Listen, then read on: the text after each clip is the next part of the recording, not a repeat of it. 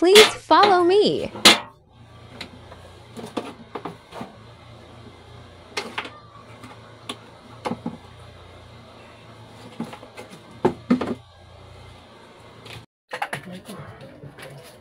Hi guys, ayos ako ng lababo ko.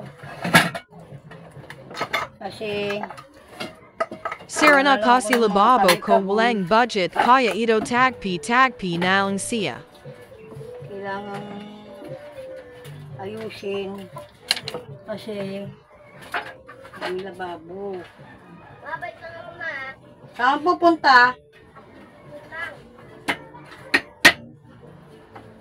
Nga guys, oh. Yan. Nawa ko siyang lababo para hindi na siyang huga-huga. And then